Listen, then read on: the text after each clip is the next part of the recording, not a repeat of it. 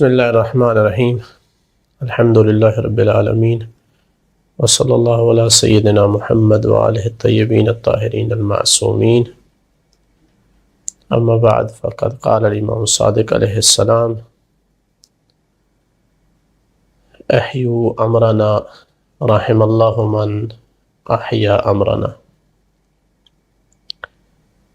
ماہ محرم ان مہینوں میں سے ہے جن کو اللہ نے حرمت عطا کی ہے، جن کی اللہ نے زمانہ جاہلیت میں بھی لوگوں کے اذہان میں حرمت رکھی تھی۔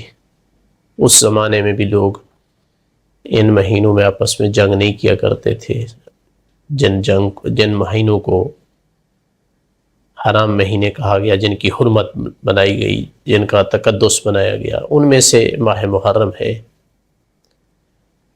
پھر جب سے اس مہینے میں عاشور کا دن کا واقعہ پیش آیا تو تب سے اس کی عظمت محبان اہل بیت کے لیے اور بڑھ گئی، چونکہ یہ وہ مہینہ ہے جس میں ایسی قربانیاں دی گئی کہ جن کے صلے اور صدقے میں اسلام کو دائمی بقا ملی، زندگی ملی۔ عزاداری مظلوم کربلا کے دن ہیں۔ ائمہ اہل بیت علیہ السلام کے امر کے احیاء کے دن ہیں۔ متعدد روایات میں یہ مضمون وارد ہوا ہے کہ ہمارے امر کو زندہ کرو، اللہ رحم کرے اس پر جو ہمارے امر کو زندہ کرتا ہے۔ اور بعض روایات میں اس کی تفسیر یہی ہے کہ ہمارے علوم کو، ہمارے احکام، ہمارے عقائد، ہمارے اخلاق، ان کو لوگوں تک پہنچاؤ، سیکھو اور لوگوں تک پہنچاؤ۔ تو عزاداری مظلوم کربلا ایک ذریعہ ہے کہ ہم امر اہل بیت کو زندہ کر سکتے ہیں، اہل بیت کے نظریے کو، اہل بیت کی معرفت کو، اہل بیت کے بتائے ہوئے دین کو، اس کے ذریعے، عزاداری کے ذریعے سے ہم عام کر سکتے ہیں۔ اسی طرح ایک بہت بڑا اللہ کی جانب سے گویا ہمارے لیے ایک پیکج ہے مغفرت ذنوب کے لیے، ثواب حاصل کرنے کے لیے۔ جیسا کہ اللہ تعالیٰ نے ماہ رمضان کو بنایا ہے تاکہ روزے رکھ کر ہم اپنی مغفرت حاصل کریں، ذی الحج میں اللہ نے حج کو واجب کیا ہے تاکہ ہم حج کے ذریعے سے، عمرہ کے ذریعے سے گناہ معاف کرائیں۔ عشر محرم میں پروردگار نے عزاداری مظلوم کربلا کے ذریعے سے ہمارے گناہ بخشنے کا وعدہ کیا ہے۔ جس انداز میں کوئی کر سکتا ہے، گریہ کرے اس پہ گناہ معاف ہوتے ہیں، پانی پیتے ہوئے مظلوم کربلا کی پیاس کو یاد کرے اس پہ گناہ معاف ہوتے ہیں۔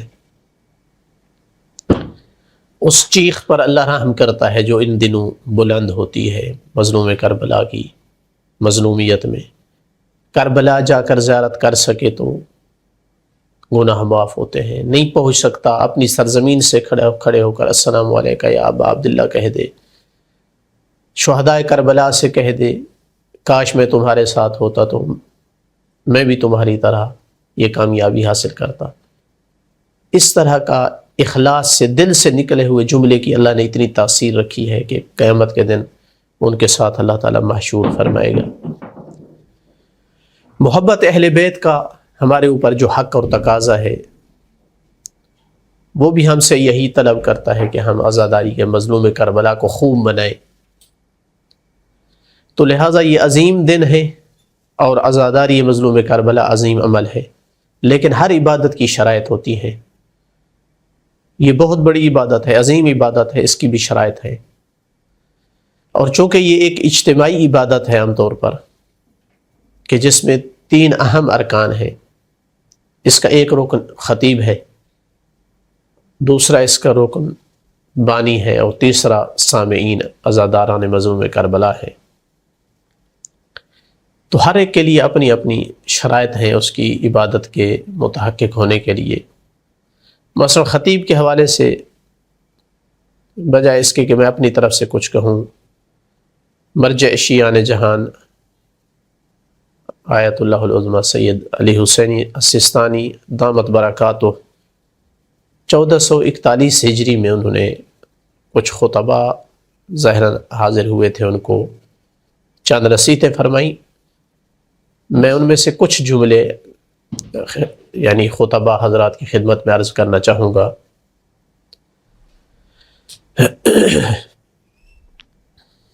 آقا فرماتے ہیں کہ سب سے پہلے عزاداری مظلوم کربلا کو ان دنوں میں خوب منانا چاہیے۔ ائمہ علیہ السلام نے ہمیں وصیت کی ہے کہ مجالس عزا کو بپا کیا جائے، ان پہ آنے والی مصیبتوں کا ذکر کیا جائے تاکہ لوگوں کے لیے عبرت بھی ہو اور لوگوں کے لیے گریہ کا سامان بھی بنے۔ تو مومنین پر یہ حق ہے کہ وہ ہر جگہ پورے اہتمام سے ان مجالس کو قائم کریں، اور ائمہ علیہ السلام کی وصیت کے مطابق غم اور دکھ کی کیفیت میں رہیں، اپنی محبت کے تقاضوں کو ثابت کریں۔ جہاں تک مبلغین ہیں تو فرماتے ہیں کہ ان کو یاد رکھنا چاہیے کہ محرم کے دنوں میں مصائب پر زیادہ سے زیادہ فوکس کریں، اس لیے کہ ان مجالس کی بنیاد مصائب ہی ہیں، اسی سے مومنین کے دلوں میں خشوع پیدا ہوتا ہے، اللہ کی برکات ان پہ نازل ہوتی ہیں، عقیدہ ان کا راسخ ہوتا ہے۔ اور فرماتے ہیں کہ طف کا جو واقعہ ہے کربلا کا، اب یہ اللہ کے ذکر کی ایک علامت اور نشانی بن چکا ہے۔ دین کی بقا اسی کے ساتھ مربوط ہے، دین کی تعلیمات اسی سے رواج پاتی ہیں، تو یہ ایک فرصت ہے کہ مبلغ، ایک عالم دین، ایک خطیب اپنے فریضہ تبلیغ کو انجام دے، اللہ کی طرف لوگوں کو بلائے۔ چند ایک حکمتیں ہیں جن کا لحاظ رکھنا اس کے لیے ضروری ہے۔ سب سے پہلے کہ فرماتے ہیں قرآن کو اہتمام دے، اس لیے کہ یہ اللہ تعالیٰ کا پیغام ہے اس کی مخلوق کی طرف، اور ثقل اکبر ہے اس امت میں، حق کا میزان ہے۔ دوسری حکمت جس کا خیال رکھنا ضروری ہے کہ مسلمات مذہب تشیع، یعنی ثابت شدہ عقائد کو محکم اور ٹھوس ادلہ کے ساتھ بیان کرے، ایسے اسلوب اور انداز میں کہ جو عام لوگوں کی فہم کے قریب ہوں۔ مبلغ کو ذہن میں رکھنا چاہیے کہ بہت مؤثر انداز ہے لوگوں کو دین کے قریب کرنے کے لیے کہ آخرت کا تذکرہ کرے، دار آخرت کی اہمیت کو، اس کے ابدی ہونے کو بیان کرے، اور اس کے لیے نہج البلاغہ، سیف کاملہ بہترین رہنما کتابیں ہیں۔ تیسری حکمت یہ ہے کہ ان تعلیم اور قیم بنیادی چیزوں کو بیان کرے کہ جو فطرت سلیم کے ساتھ منسجم ہیں، جو انسانی اقدار کو بیان کرتی ہیں، چونکہ یہ دین فطرت کا دین ہے، یہ دین عقل کا دین ہے، اور اس میں اس میں ائمہ علیہ السلام سب سے بہترین نمونہ ہے، افضل ترین نمونہ ہے۔ ان کی زندگی کا سہارا لیتے ہوئے دین کے مفاہیم کو بیان کرے، تاکہ جہاں دین کی تعلیمات پہنچے لوگوں تک، وہاں لوگوں کے دلوں میں ان ہستیوں کی، ان پاک اولیاء کی محبت بھی مزید راسخ ہو۔ اور فرماتے ہیں کہ شعراء کو بھی اسی طرح کرنا چاہیے کہ اپنے شعر جب ترتیب دیتے ہیں تو اس میں حکمت بھری باتیں، اس میں واضح و نصیحت بھری باتیں، اس میں عقل کے قریب باتیں، ضمیر کو زندہ کرنے والی، فطرت کو اجاگر کرنے والی باتوں کو اپنے شعر میں لانے کی کوشش کریں۔ سنت نبی کو، ائمہ علیہ السلام کے اقوال و آثار کو شعر کی شکل میں دینے کی کوشش کریں۔ چوتھی حکمت یہ ہے کہ ائمہ علیہ السلام نے جو اپنے شیعہ کو وصیتیں بیان فرمائی ہیں ان کا تذکرہ کرے، اس لیے کہ ان کی وجہ سے مزید لوگوں کو ہدایت حاصل ہوگی، دین کے زیادہ قریب ہوں گے۔ فرماتے ہیں جہاں آپ عام مسلمانوں کے لیے ائمہ علیہ السلام کی باتوں کو بیان کریں گے اور ان کو دعوت دیں گے مذہب اہل بیت کی طرف، وہاں خصوصی طور پر مومنین کے لیے جو وصیتیں ہیں ان کو بیان فرمائیں۔ مثال کے طور پر ایک دو روایت انہوں نے ذکر کی کہ اس طرح کی روایتیں کہ جابر کہتا ہے کہ امام محمد باقر علیہ السلام نے فرمایا، کیا یہ کافی ہے کسی کے لیے کہ وہ اپنے آپ کو شیعہ کی طرف نسبت دے اور کہے کہ ہم اہل بیت اہل بیت سے محبت کرنے والے ہیں؟ اللہ کی قسم ہمارا شیعہ وہ ہوتا ہے جو اللہ سے ڈرتا ہے، اللہ کی اطاعت کرتا ہے۔ اے جابر، ہمارے شیعہ تواضع اور خشوع اور امانت اور اللہ کے کثرت سے ذکر کرنے، نماز، روزے، والدین کے ساتھ احسان کرنے، پڑوسیوں کا خیال کرنے، ان جیسے کاموں سے پہچانے جاتے ہیں۔ لوگوں کی قرض میں ان کی مدد کرنے والے، یتیموں کا خیال رکھنے والے، بات میں سچ بولنے والے، قرآن کی تلاوت کرنے والے، لوگوں سے اپنی زبانوں کو روکنے والے، ایسے ہوتے ہیں ہمارے شیعہ۔ اپنے قبیلے میں، اپنے خاندان میں امین شمار ہوتے ہیں۔ تو فرماتے ہیں کہ اس طرح کی جو وصیتیں ہیں ائمہ کی اپنے شیعہ کے لیے، ان کو اپنی مجالس میں بیان کرنے کی کوشش کرے۔ پانچویں حکمت مبلغ کے لیے یہ فرمائی کہ کبھی بھی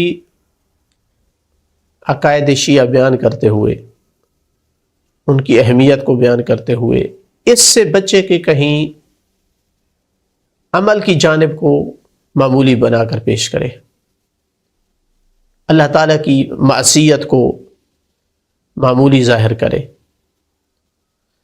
کیونکہ کسی بھی مومن کی اصلاح اس وقت تک نہیں ہو سکتی جب تک اس میں جہاں امید ہے، رجا ہے اللہ کی رحمت کی، شفاعت اہل بیت کی، وہاں جب تک اس کے دل میں خوف خدا نہ ہو، جب تک اس کے دل میں ڈر نہ ہو اللہ تعالیٰ کے عذاب سے، جہنم سے۔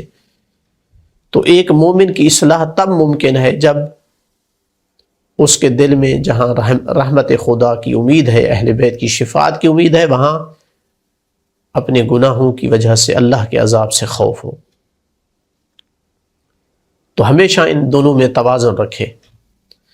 چھٹی حکمت یہ ہے کہ ایسی بات کرنے سے اجتناب کرے جو مومنین میں تفرقہ پیدا کرے، کوشش کرے مومنین میں اتحاد پیدا کرنے کی۔ لہذا ایسے مسائل کو ڈسکس نہ کرے کہ جو مجتہدوں کے آپس میں اختلافات ہیں، مسلمات مذہب کو بیان کرے، اور اگر کوئی ایسی بات بیان کرتا ہے تو بتا دے کہ اس میں اختلاف رائے ہے علماء کا، فقہاء کا، ایک رائے ان میں سے یہ ہے۔ کسی کی سے اگر سمجھتا ہے کہ اس کی اس سے غلطی ہوئی ہے، اس نے جو یہ بات کی ہے، تو اس کو نہ ابھارے، لوگوں میں مزید تشویش پیدا ہوگی۔ ایک تو ایسی چیز کو شہرت دینا اچھا نہیں ہے، مصلحت نہیں ہے، اور دوسرا اگر کسی مومن سے غلطی ہو جاتی ہے تو اس پر پردہ دینے کی کوشش کرنی چاہیے، جس طرح ائمہ علیہ السلام نے حکم دیا ہے۔ تو ایسی باتوں کو لانے کی منبر پہ کوشش نہ کرے جن سے مومنین میں تشویش بڑھے، آپس میں اختلاف اور نزاع بڑھے، بلکہ ان کے درمیان اتحاد و وحدت کی کوشش کرے، بلکہ ایسی چیز سے بھی اجتناب کرے جو عمومی طور پر مسلمانوں میں فتنے کا موجب بنے، بغض اور کینے کا آپس میں موجب بنے۔ اور اس کا یہ مطلب بھی نہیں ہے کہ اپنے مسلمات بیان نہ کرے، قطعاً یہ مراد نہیں ہے۔ اپنے مسلمات سے ایک بال بھی پیچھے نہیں ہٹنا ہے، مبادئ شیعہ سے، مذہب شیعہ کی جو بنیادی چیزیں ہیں، لیکن بیان کرنے کا انداز ہوتا ہے، ہر جگہ کے مطابق مناسب انداز میں بیان کرنا ہوتا ہے کہ مطلب بھی بیان ہو جائے اور کسی کو کہ دل آزاری نہ ہوتا کہ وہ دشمنی پہ اتر ہے۔ ساتویں حکمت یہ ہے کہ ایسی بات نہ کرے جس کا علم نہ ہو۔ قول بغیر علم سخت ترین گناہوں میں سے ہے، تو اس کے لیے ضروری ہے کہ جس موضوع پر وہ بات کر رہا ہے اس کی اچھی تیاری ہو، اس کا مطالعہ ہو، گہرائی سے اس کو سمجھتا ہو، ورنہ اس موضوع کو در پہ نہ ہو جس پر اس کی تیاری نہیں ہے، تاکہ کوئی ایسی بات نہ کرے جو بغیر سوچے سمجھے ہو، جو حق سے دور ہو۔ آٹھویں حکمت فرمایا یہ ہے کہ مبلغین کو بات پہنچانے میں تربیت کے اصولوں کا خیال رکھنا چاہیے. جس طرح وہ اپنے بچوں کو، اپنے گھر والوں کو کوشش کرتے ہیں ایسے انداز میں سمجھائیں کہ تربیت بھی ہو جائے اور لڑائی جھگڑا بھی نہ ہو، تاثیر بھی ہو، اس طرح کا انداز اختیار کرنے کی کوشش کرے. ایسا انداز نہ ہو جس سے ان کو مزید نفرت ہو، دوریاں ہوں. نامی حکمت میں بیان فرمایا کہ اس کے اپنا عمل اس کے قول کے مطابق ہونا چاہیے. یہ سب سے زیادہ مؤثر انداز ہے. یہ ریا سے بچنے کا، لوگوں کے دلوں میں تاثیر کرنے کا سب سے اہم ترین پہلو ہے. کیسے انسان ائمہ علیہ الصلوۃ والسلام کی سیرت کو بیان کرے، ان کے اقوال کو، نبی پاک کی خصلتوں کو بیان کرے اور خود ان سے دور ہو. ایسا انسان اللہ کی رحمت سے دور ہو جائے گا. اس کے بعد 10ویں حکمت بیان فرمائی کہ مبلغ کو اس کے بعد کہ وہ تعلیمات اسلامی کا پابند ہو، اپنے وظیفے کے ساتھ جو مناسب چیزیں ان کا وہ خیال رکھے. اپنے عمل کے ساتھ جو مناسب چیزیں، بعض دفعہ وہ حرام کام نہیں ہوتے لیکن اس کے عمل کے ساتھ مناسب نہیں ہے، اس کی محبت کو دلوں میں کم کر دیں گی، اس کے احترام کو کم کر دیں گی، اس کی تاثیر کو وہ چیزیں کم کر دیں گی. ہر ایسی چیز کا خیال رکھے. جیسا کہ مثال دی ہے کہ لالچ کو ظاہر نہ کرے، ورنہ لوگوں کے دلوں میں آ جائے گا یہ بندہ لالچی ہے، تو زبان میں تاثیر کم ہو جائے گی. تو اس طرح کے ہر اس کام سے بچے کہ جو اس کی شخصیت کو کے ساتھ مناسب نہ ہو اور اس کے ایک خطیب اور مبلغ مذہب اہل بیت کے ساتھ مناسبت نہ رکھتی ہو. چند ایک اور بھی حکمتیں ہیں لیکن ٹائم کی قلت ہے. تو دوسرا جو رکن ہے عرض کی ہے کہ وہ بانی ہے. بانی میں سب سے بنیادی چیز کہ اس کو اس عبادت میں مخلص ہونا چاہیے، جس طرح دوسری عبادات میں مخلص ہونے کا حکم ہے، ورنہ عبادت قبول نہیں ہوتی. کوشش کرے، بار بار سوچے کہ میں یہ جو عزاداری کی صف عزاداری کے لیے بچھا رہا ہوں، یہ کس کے لیے ہے؟ اپنا نام بنانے کے لیے تو نہیں، شہرت کے لیے تو نہیں، لوگوں سے واہ واہ لینے کے لیے تو نہیں ہے، ورنہ یہ سارا عمل ضائع ہو جائے گا. کوشش کرے اللہ کی خوشنودی کے لیے، اسے عظیم عبادت سمجھ کر، زمانے کے امام کی دعا لینے کے لیے. تو اخلاص بنیادی چیز ہے. اس کے بعد خطیب کا جس کا انتخاب کرے، کوشش کرے ایسا خطیب ہو جو حق بیانی کرتا ہو، جو جھوٹ سے پرہیز کرتا ہو، جو بد کردار نہ ہو، جس کا پیشہ نہ ہو جائے پیسہ کمانا، ہر حربہ استعمال کرتا ہو پیسے کے لیے. ایسے خطیب سے کوشش کرے، اجتناب کرے. تیسرے نمبر پہ سیکورٹی کا خود بندوبست کرنے کی کوشش کرے. علاقے کے جوانوں کو اکٹھا کرے جو تجربہ رکھتے ہوں، مثلا اس طرح کا. کبھی بھی حکومت کی سیکورٹی پر اکتفا نہ کرے، اپنا ضرور سیکورٹی کا بندوبست ہو. چونکہ آپ بانی ہیں، آپ کی وجہ سے لوگ آ رہے ہیں، تو ان کی حفاظت، عزاداران مظلوم کربلا کی حفاظت کو سوچنا آپ کی اولین ذمہ داری ہے. آنے والوں کے لیے ہر سہولت کا بندوبست کرنے کی کوشش کرے. مثلا گرمی ہے، ان کے لیے پانی شربت کا بندوبست کرے. بہت زیادہ اجر و ثواب ہے. اگرچہ اس میں اور بھی بہت سارے لوگ شریک ہو جاتے ہیں، لیکن بانی کو سوچنا چاہیے کہ اس میں کسی قسم کی کمی نہ ہو.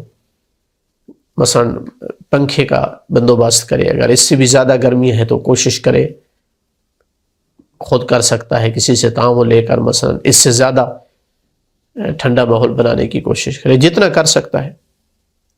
آنے والوں کا باقاعدہ شکریہ ادا کرے. ہم نجف میں دیکھتے ہیں علماء اپنے گھروں میں مجالس کراتے ہیں، تو جب مجلس ختم ہوتی ہے تو وہ دروازے پہ کھڑے ہوتے ہیں، ہر بندے کا گویا وہ شکریہ ادا کر رہے ہوتے ہیں کہ ہم نے اولاد زہرا کی مظلومیت کا پرچار کرنے کے لیے صف عزا بچھائی ہے گھر میں، اور آپ تشریف لے آئے ہیں، ہمارے مہمان ہیں.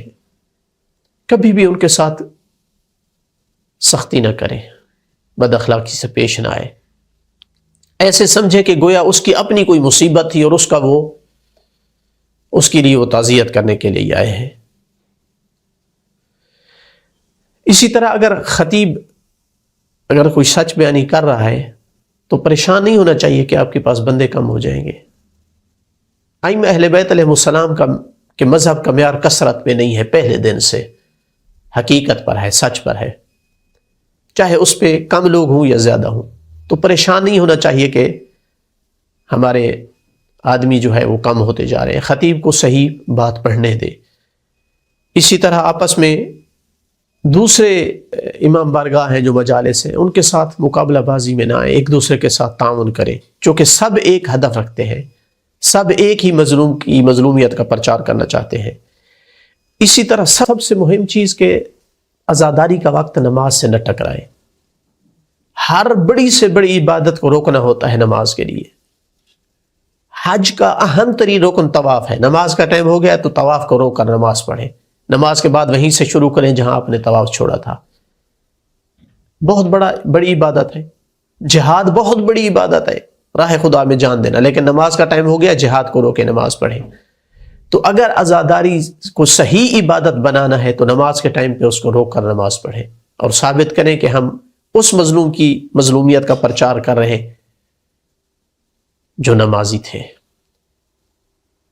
سامعین کے لیے جو کہ تیسرا رکن ہے عزاداری کا، ان کے لیے انتہائی ضروری ہے کہ ان کے تصرفات میں، ان کے لباس میں، ان کی ہر ادا سے ظاہر ہو کہ ان کے مصیبت کے دن ہے۔ سیاہ لباس پہننا مصیبت کی نشانی ہے، لیکن اگر وہی سیاہ لباس فیشن والا ہو تو وہ اس سے بہتر ہے پھر سفید پہن لیں۔ اگر فیشن کرنا ہے، اگر ظاہر کرنا ہے کہ آپ کے خوشی کے دن ہے، اللہ نہ کرے یعنی ایسا لباس پہن کر، تو پھر سفید پہن لیں۔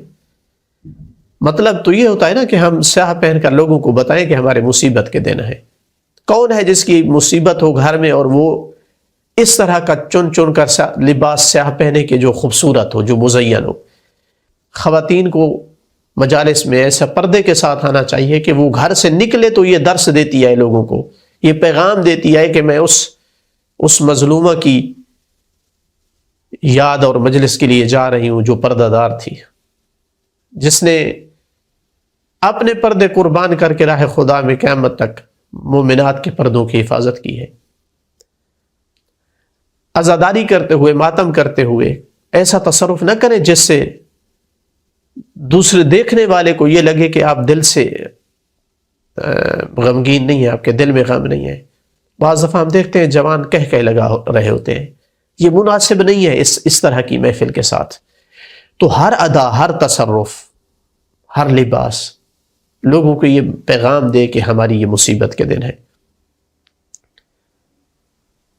قربتاً اللہ مجلس میں جانا چاہیے، گھر سے نکلے تو یہ نیت لے کر کے نکلے۔ یہ کوشش نہ ہو کہ اس مجلس میں جائیں جہاں ہمارے نفس کو زیادہ لذت ہو، وہاں جائیں جہاں سچ بیان کیا جائے تاکہ ہم گریہ کر سکیں، کوئی پیغام لے کر آئیں، وہاں سے کچھ سیکھ کر کے آئیں۔ یہاں ایک بہت بنیادی نقطہ کہ تبرک کی تقسیم کے وقت صبر و تحمل کا مظاہرہ کریں۔ ہم ان کو رونے آئے ہیں جنہوں نے زندگیاں دی ہیں، جنہوں نے ایثار کیا ہے، قربانیاں دی ہیں۔ ہم تبرک میں صبر نہیں کر سکتے کہ میری جگہ کوئی دوسرا لے لے تو خیر ہے، کوئی بات نہیں۔ بعض جگہ پہ افسوسناک حالت ہوتی ہے، دھکم پیل تک کام آ جاتا ہے۔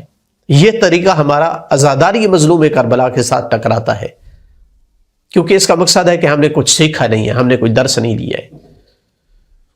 بانیان کے ساتھ تعاون کریں، انہوں نے جو ضابطہ اور قانون بنایا ان کے ساتھ تعاون کریں، ان کا شکریہ ادا کریں کہ انہوں نے یہ موقع دیا ہے، انہوں نے یہ بندوبست کیا ہے، آپ کو اتنی بڑی عبادت انجام دینے کے لیے انہوں نے وسائل مہیا کیا ہے۔ دوران مجلس اپنے موبائل کو بند رکھیں، ایک دوسرے کے ساتھ بات کرنے کو سے پرہیز کریں، ورنہ اس سے آپ خطیب کی اہانت کر رہے ہیں، اس محفل کے آداب کو آپ ملحوظ خاطر نہیں رکھ رہے ہیں۔ کوشش کریں جتنے لوگ ساتھ لے آ سکیں، اپنی فیملی، اپنے بچے، اپنے دوست ساتھی جو مجالس میں نہیں آتے ان کو کسی طرح بہلا کر کے لے آئیں، حتیٰ کہ دوسرے ہمارے اہل سنت برادر ہیں ان کو لے آئیں تاکہ پتہ چلے اہل بیت کون تھے، ان کا مقام کیا تھا، ان پر ظلم کس نے کیا، کیوں کیا، مقصد کیا تھا۔ دعا ہے کہ پروردگار ہمیں عزاداری مظلوم کربلا اس انداز میں بپا کرنے کی توفیق دے کہ اس عزاداری میں، اس عمل میں زمانے کے امام ہمارے ساتھ شریک ہوں۔ اللہم صلی علی محمد و آل محمد۔